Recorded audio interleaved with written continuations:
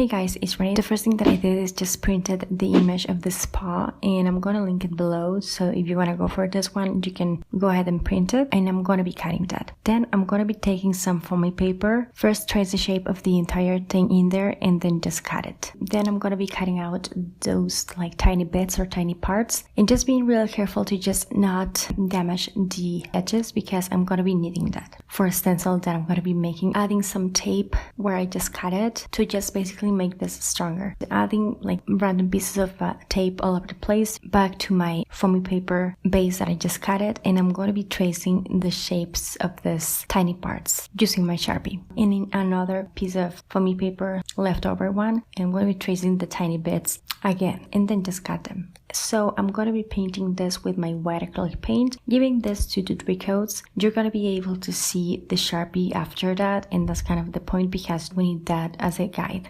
Then my small bits, I'm going to be painting them in black, painting the edges as well, using some glue and just glue those black parts on top of that, and just using those guides to just help myself and just glue them in the right place.